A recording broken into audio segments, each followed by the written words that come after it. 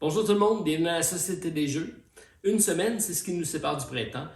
Et c'est toujours la tempête de neige ici. Par contre, je ne changerai pas de place avec nos amis ukrainiens en ce moment. Alors, non à la guerre. Et pour mettre un peu de baume, je vous propose de découvrir mon actualité ludique du 12 mars. Alors, sans plus tarder, c'est parti!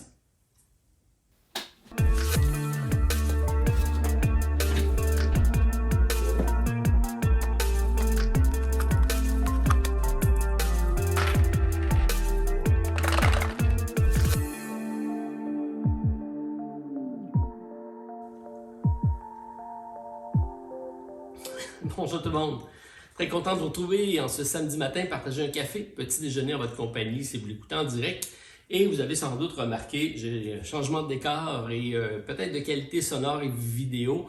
Je m'en excuse, donc je fais ça en direct du chalet à même mon téléphone cellulaire.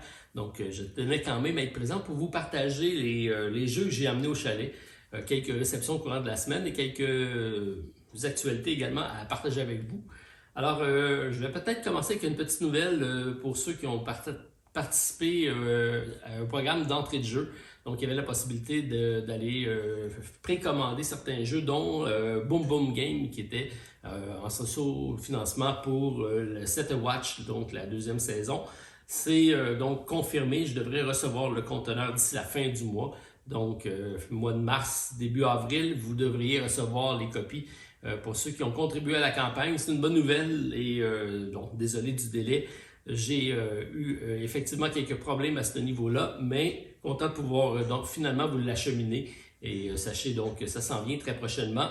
Merci de votre patience, ça s'en vient de chez vous. Alors, j'ai également d'autres actualités, donc en commençant aussi par cette fin de semaine-ci, c'est la fin de semaine de la Quige au Québec. Qu'est-ce que la Quige? C'est l'Association québécoise de l'industrie du jeu.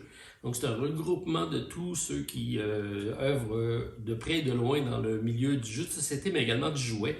C'est l'occasion de rencontrer tous les détaillants du Québec et de partager donc nos nouveaux catalogues, les nouveautés de l'année, commencer à préparer donc déjà Noël de l'année prochaine. Un peu comme Cannes, mais en remplacement le tapis rouge par du tapis de neige présentement et pas mal de public en moins. Mais donc, c'est l'occasion de rencontrer les détaillants. Donc, je vais être là, c'est à Drummondville ce week-end. Et s'il y en a d'entre vous donc, qui écoutent la vidéo qui seront présents, mais ça me fera plaisir de vous saluer sur place. Donc, je devrais être là au courant de la journée de lundi, pour ceux qui vont être là. C'est également donc une petite nouvelle de Eric Ray. J'avais partagé il y a déjà presque un an. Eric est un cinéaste qui a fait un documentaire, donc The Game Designer. C'est un projet qui avait été financé par Kickstarter, qui a finalement abouti et il m'a confirmé que c'était maintenant disponible sur YouTube. Alors je mettrai dans la description le lien pour aller le visionner ceux que ça intéresse, puisque dans ma vidéo la plus écoutée sur la chaîne maintenant, ça a détrôné le 7e continent et c'est la fameuse série sur la conception de jeux de société. Donc je sais que vous êtes nombreux à être intéressés par le sujet, alors sachez que donc, la vidéo, ce documentaire qui relate les péripéties de plusieurs game designers de l'industrie, autant en France qu'aux États-Unis. Donc, c'est une vidéo, par contre, seulement en anglais. Mais on voit, entre autres, Antoine Beauzet et son équipe donc, la façon de participer, de collaborer ensemble pour pouvoir faire ce fameux game design-là. C'est assez intéressant. Donc, ceux qui s'intéressent, vous allez pouvoir aller le visionner. Ça sera disponible dans la description de la vidéo. Alors, si je commence avec mes réceptions, vous voyez, quand même quelques jeux intrigants. Donc, je vais commencer ici en avant, en commençant par les réceptions au Québec. Donc, j'ai déjà présenté le jeu 10. Je vous en avais parlé lors du podcast de l'autre côté du plateau en compagnie de Martin Lafrenière. Donc, initialement publié chez AEG, maintenant c'est disponible chez Lucky Dog Games. Et c'est de l'équipe qui ont fait Point Salade, donc Molly Johnson, Sean Stankiewicz et Robert Melvin. Excellent jeu qui mélange deux mécaniques un peu particulières, qui sont le Push Your Luck et les l'enchère, donc un jeu d'enchère de Push Your Luck pour 1 à 5 joueurs. On a même une variante solo du jeu. Bien aimé celui-ci et ça arrive, donc ça vient tout juste d'arriver au Québec. Pour ceux que ça intéresse, alors avis aux intéressés. Qu'est-ce que j'ai d'autre? Donc, j'ai ici un prototype Oltré, donc le fameux jeu qui a été nominé en nomination pour Cannes. C'est d'Antoine Bauza, effectivement. Et c'est un jeu dans lequel on va avoir une exploration fantasy. C'est un jeu coopératif qui se joue de 2 à 4 joueurs, mais j'y ai joué en solo, ça se joue très très bien. Et c'est donc une aventure supplémentaire qui arrive pour le jeu. Ça, c'est une bonne nouvelle puisque c'est vraiment un système de jeu qui va permettre d'avoir des extensions puisqu'on a une base dans laquelle donc, on va défendre un château, reconstruire un château et on va avoir plusieurs chroniques, que ça s'appelle. C'est vraiment des petites histoires. L'extension ici va ajouter 3 nouvelles chroniques, donc 3 nouvelles histoires à jouer. C'est des parties de 60 à 90 minutes chaque. Qui peuvent être joués, mais c'est sûr que vous n'avez pas la subtilité donc des surprises qui vont suivre, mais ça reste quand même des puzzles assez intéressants. Et celui-ci, ça s'appelle donc Undead and Live, donc on va faire affaire avec les morts vivants. Très très hâte de redécouvrir le jeu Oltré et je trouve que c'est une très belle mécanique de jeu qui permet d'avoir ce type d'extension-là. Donc, content de savoir qu'il va avoir une vie après le jeu de base. Ça, c'est une bonne nouvelle. J'ai également ici un petit jeu qui s'appelle Venice Connection, un petit jeu, je dirais japonais, puisque c'est, donc je pense que c'est coréen. Je vous le présente puisqu'on en a reçu plusieurs de cette série-là, donc on regarde ce qu'on va faire avec, si on va les éditer ou pas. Et c'est de Alex Randolph, donc je vous parle souvent du Randolph, c'est le bar de jeux qui est disponible au Québec. Et tout le monde nous pose souvent la question pourquoi le nom Randolph, mais ça vient de Alex Randolph, qui est un concepteur de jeux qui a mis de l'avant les auteurs de jeux de société. Anciennement, les auteurs n'apparaissaient pas sur les boîtes de jeux. Donc, lorsque vous achetez des vieux jeux de votre enfance, allez pas chercher sur la boîte qui est le concepteur, ça n'existait pas. Et donc, lui, un de ceux qui a modernisé le jeu de société et qui a fait en sorte donc de rendre le métier de game designer, je fais le lien avec la vidéo que j'ai parlé tantôt, donc plus noble, comme un auteur de livre. Maintenant, tous les jeux sont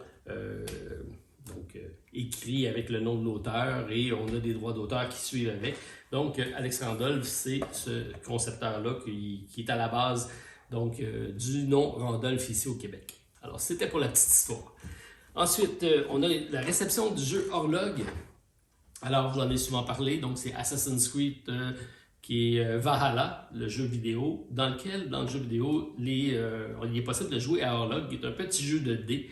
Et là, la campagne Kickstarter a permis de faire le jeu physique qui est arrivé dans nos entrepôts et qui va être disponible le 21 mars partout au Québec. Donc, ça va arriver en boutique la semaine prochaine, dans plus qu'une semaine. Et nous, au Randolph, on va également faire une fin de semaine à thématique viking, donc des tournois de horloge, des cosplays, donc le monde va pouvoir venir déguiser, avoir la possibilité de se prendre en photo, de gagner des prix. Donc ça va se passer autour de la fin de semaine du 25 mars. Et vous allez pouvoir comme ça venir dans les pubs, les essayer, vous prendre en photo, avoir la chance de gagner toutes sortes de prix grâce à la compagnie donc Per Heart qui nous ont gracieusement remis beaucoup de prix, donc des figurines, des trucs comme ça pour les amateurs de Assassin's Creed. Je pense que vous allez être gâtés. Petit mot également pour donner un gros bravo à l'équipe donc de Inside Up Game. Donc on parle de Connor McGowey, mais principalement également Maxime Tardif, qui est l'auteur du jeu Hurt, qui a eu une campagne Kickstarter vraiment géniale et ont dépassé le 10 000 contributeurs. Je pense que c'est 10 570, quelque chose comme ça. Et c'est près de 720 000 Canadiens ou 540 000 US. Bref, grosse campagne Kickstarter pour eux. Bravo, félicitations, content pour vous. Donc, 1 à 5 joueurs. Il y aura probablement des Let's Pledge. Ça va être disponible en français et ça va être disponible en boutique, ceux qui intéressent. Un style de jeu à la Terraforming Mars, si vous ne connaissez pas, allez voir ma vidéo. Je pense que vous allez être emballé par le jeu. Alors, moi, ça a été le cas. J'ai également ici un jeu fort intriguant et c'est à thématique puisqu'on parle de Upnuk ou peut-être Settlement. C'est un jeu donc qui est ukrainien et c'est pour ça que je tenais à vous le présenter. C'est un prototype qu'on a reçu Donc Settlement, c'est un jeu qui est disponible en anglais. On va probablement le localiser en français. Donc j'ai reçu le prototype pour l'essayer. C'est un jeu de 1 à 4 joueurs, 10 ans et plus, une soixantaine de minutes par partie. Donc c'est un jeu de repêchage de tuiles, de gestion de ressources dans un monde fantasy. Alors très très beau. J'ai écouté donc la vidéo de Dice Tower par rapport au jeu qui a eu le Seal of Approve. Et moi, j'ai reçu donc le prototype pour pouvoir le jouer. C'est la version ukrainienne du jeu. Et bon, autant on va couper présentement les ponts avec la Russie, on va peut-être encourager les Ukrainiens de ce côté-là. Donc, on fait ce qu'on peut au niveau du jeu de société. Et tant mieux si en plus le jeu est bon. C'est mon jeu que je vais tester au courant du week-end. Donc, Settlement. Magnifique illustration, beau jeu thématique que j'accroche tout le temps, donc hâte de le découvrir celui-ci. Ensuite, il me reste mes expériences de jeux ludiques, donc ce qui a été testé au courant de la semaine. Vous avez vu sur la chaîne arriver Projet Elite, qui est donc de la compagnie Siemens, mais qui est disponible en français depuis cette année chez Funforge. Alors, c'est un jeu donc de figurines, un jeu de confrontation, qui a une particularité, c'est que la phase des joueurs se joue en temps réel. Donc, on va avoir la phase où on va déplacer les ennemis, ils vont avancer vers nous. Nous, on va avoir une série d'objectifs et on devra les réaliser avec un système de brasser des dés, mais avec 2 minutes de temps réel à chaque étape. Alors, ça met beaucoup de pression, beaucoup de stress. Ceux qui n'ont pas vu la vidéo, je vous invite à aller jeter un coup d'œil. Donc, Stéphane nous a fait la présentation des règles en solo. Bon, à son avis, c'est beaucoup plus un jeu qui se joue en équipe. C'est là qu'il y a une collaboration qui s'installe. Et donc, assez stressant. Mais j'ai hâte de l'essayer donc avec Stéphane. C'est le genre de jeu qui pourrait être très intéressant, qui ajoute un petit piquant supplémentaire à notre phase de dé. Un peu moins de réflexion, un peu plus de chaos. Donc, ça reflète un petit peu l'esprit du jeu. Donc, merci à la compagnie Funforge de nous l'avoir envoyé et allez voir la vidéo de Stéphane pour avoir plus d'informations sur le sujet. Assez intéressant. Donc, vous avez ici mes 2 autres expériences de jeu de la semaine. Donc, je vais y aller avec World of Warcraft, qui est donc la version française de Wrath of the Lich King. Donc, la même thématique, le système de pandémie dans lequel on a pris le monde de Warcraft et on a donc adapté le jeu. C'est quand même fort différent parce qu'on va avoir des personnages qu'on va incarner. On va avoir un système dans lequel on va devoir se déplacer d'une région à l'autre pour éliminer les fameux monstres qui vont être présents. On a également des abominations. Dès qu'on ne peut plus mettre de certains types de figurines, ben on a un marqueur de pression, si on veut, qui va progresser. Si ce marqueur-là arrive à la fin de la piste, on a perdu. Tout ça, on va devoir aller faire des quêtes. Ça, c'est intéressant parce qu'on va avoir 3 régions qui vont être différentes d'une fois à l'autre, qui vont certaines quêtes qu'on va devoir se rendre et brasser des dés et défausser des cartes pour avancer sur une carte de quête. Lorsqu'on va les réussir, ben, ça va progressivement débarrer un château et on va à la fin, donc la 4e quête, ça va être d'aller confronter le fameux roi qui ne sera pas facile à battre. C'est un jeu assez tendu au niveau gameplay. Ça reste très très très simple puisqu'on fait seulement brasser des dés et jouer des cartes, ça se joue avec des icônes. C'est quand même accessible à ce niveau-là.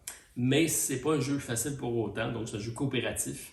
Et la coopération est essentielle pour bien réussir dans ce jeu-là. Ça se joue en solo également. J'y ai joué en solo avec 3 personnages. C'est la façon de jouer, mais on a seulement un deck de cartes. Donc c'est quand même assez facile à gérer.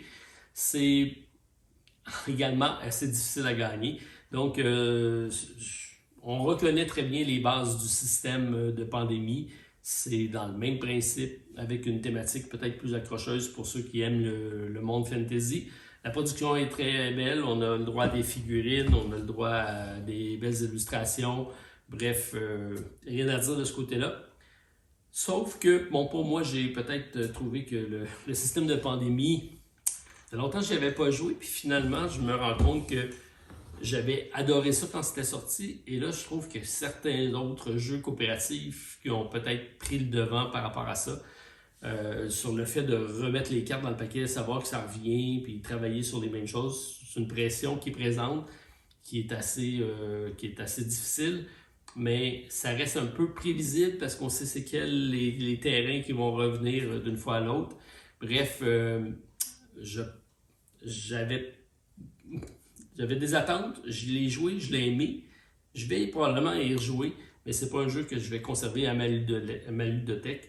Je pense qu'au niveau coopération, les Pandémie Legacy sont meilleurs et si je vais aller faire un Legacy, je vais peut-être aller vers quelque chose de nouveau puisqu'il y a d'autres choses qui sont sorties par après comme The Loop qui est quand même assez bien à ce niveau-là. Bref, c'était mon expérience de jeu pour World of Warcraft. Content de l'avoir testé. Et celui que j'ai surtout été content de tester, c'est Utia Tournament of Resurrection, donc la grosse boîte qui revient sur GameFound. C'était prévu être au mois d'avril, ça a été déplacé au début du mois de mai avec la nouvelle extension qui s'en vient. Donc, très beau jeu, fantasy, grosse boîte, beaucoup de matériel, bon livre de règles, mais somme toute, lorsqu'on a terminé d'assimiler tout ça, c'est un jeu qui se joue fort facilement, fort simplement. Le gameplay est très fluide. On a des scénarios dans lesquels on va donc avoir des personnages. On a, je pense, 6 personnages asymétriques. On va en incarner donc de 1 à 4 joueurs. Ça se joue également en solo. Je pense qu'il y a un mode coopératif et un mode compétitif. Nous, on a fait une partie compétitive en compagnie de Stéphane. Donc, ça va être un de nos prochains SVM que vous allez voir apparaître sur la chaîne. Et on a comme ça des objectifs à faire. C'est pas un jeu dans lequel on va avoir des confrontations entre joueurs directement. Mais ce qui est fort intéressant, c'est qu'on va rencontrer des monstres. Et les monstres vont être incarnés par notre adversaire. Donc l'adversaire, lorsqu'on va rencontrer un monstre, c'est lui qui va gérer l'adversaire. Et s'il réussit à nous battre, bien, il va quand même faire des points.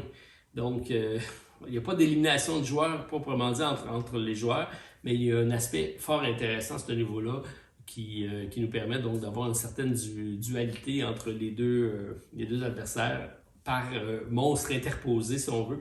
Très belle avenue à ce niveau-là. Sinon, le reste du gameplay, c'est très basé sur un jeu vidéo dans lequel on va avoir des armes, on va avoir des compétences, on va avoir des rubis, on va pouvoir ajouter sur nos armes, bonifier tout ça. C'est un gameplay qui se joue assez long, donc des parties là, qui peuvent aller de 2 à 3 heures facilement, mais c'est des parties qui se déroulent tellement bien qu'on n'a pas l'impression que c'est long. Donc c'est la bonne nouvelle à ce niveau-là. Et il y a, je pense, 7 scénarios, il me semble, dans la boîte de base. Et il va y avoir d'autres scénarios qui vont arriver avec les extensions. Donc je pense qu'il y en a 5 en solo, il va y en avoir 2 autres qui vont s'ajouter. Bref, très très belle expérience de jeu. C'est vraiment tombé dans les cordes de Stéphane. Stéphane a adoré. On a fait 2 parties en 2 soirs, back-à-back, de 3 heures chaque. Tout ça pour vous dire qu'on a vraiment apprécié l'expérience. Donc, ça s'en vient sur la chaîne. Vous allez avoir ça au mois d'avril, donc pour la campagne du mois de mars qui s'en vient. Bref, beau coup de cœur. C'est pas un jeu que je m'attendais rien de ce jeu-ci. La compagnie nous l'a envoyé en disant ça s'en vient. J'ai été surpris de voir l'ampleur de la boîte. Et souvent, c'est le genre de jeu que je vais reculer en disant oh, ça a l'air compliqué, tout ça. Non, finalement, c'est très simple, ça se joue très bien. Donc, Utia, c'est un beau petit coup de cœur de notre côté, ou un gros coup de cœur si on se fait à la boîte. Alors, si on complète au niveau du TTMC de la semaine, donc tu te mets combien? Donc, notre format voyage qui vient d'arriver. Et je vais avoir une thématique assez universelle cette semaine, puisque nos amis belges vont très bien connaître le sujet, français également. Alors, tu te mets combien en Astérix? C'est la question de la semaine. Donc, comme à l'habitude, je vous lis les 10 questions dans l'ordre.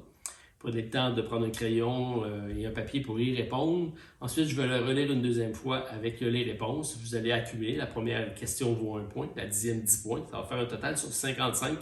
Et en commentaire à la vidéo, vous me ferez parvenir vos résultats. Comme ça, on va comparer si quelqu'un est spécialiste en Astérix.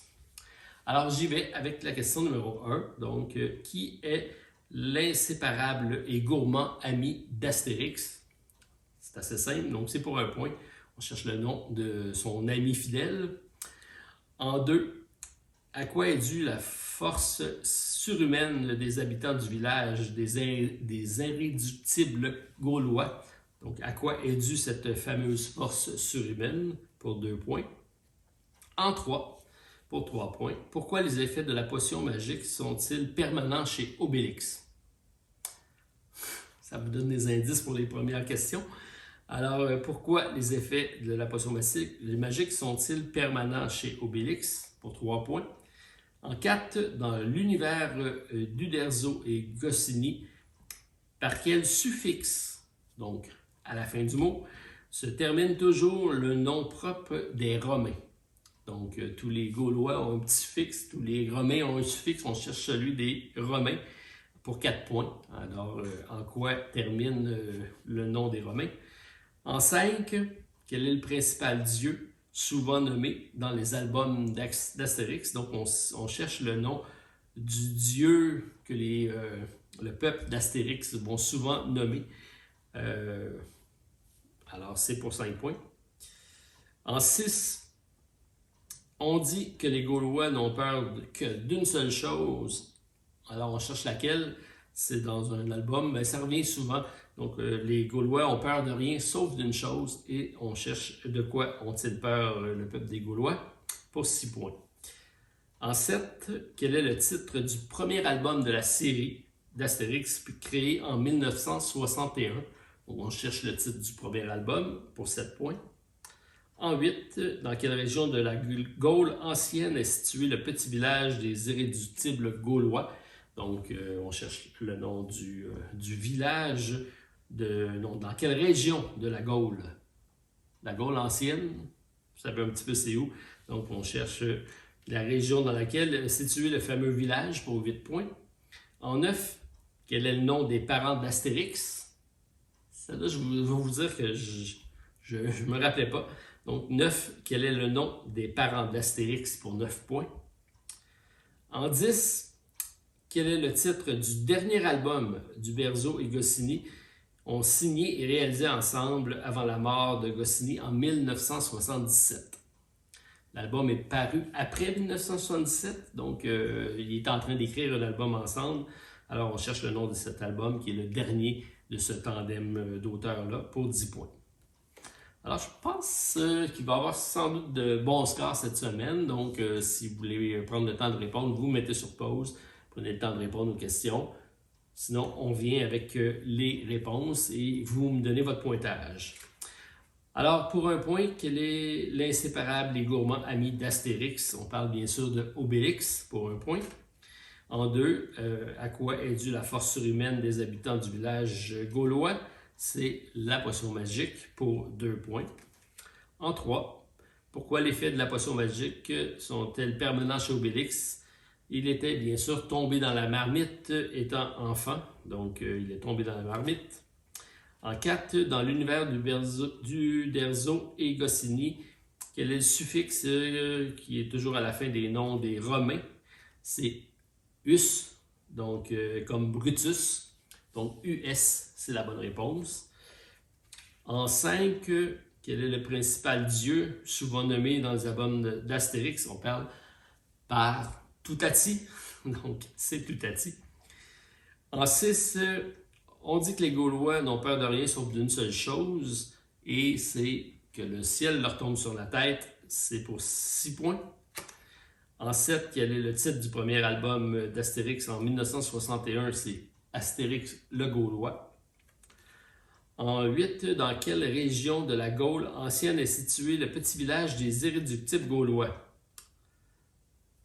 Ça, je ne le sais pas. Donc, en Armorique, A-R-M-O-R-I-Q-E. Voilà. L'autre aussi assez difficile, quel est le nom des parents d'Astérix? Donc, on parle de Praline et Astronomix, pour ceux qui s'en rappelaient.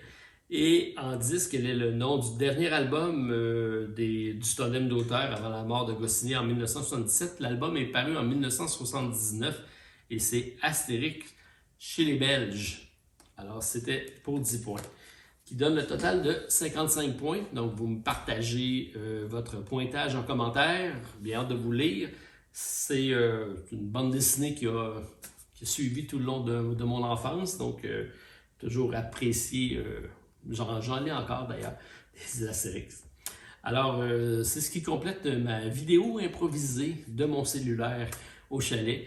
Donc, bien heureux de pouvoir repartager café et petit déjeuner en votre compagnie. Puis, j'attends de vous lire pour partager donc, vos coups de cœur de la semaine. Et on se revoit demain pour mon actualité ludique des projets GameFound, Kickstarter et Game on Tabletop.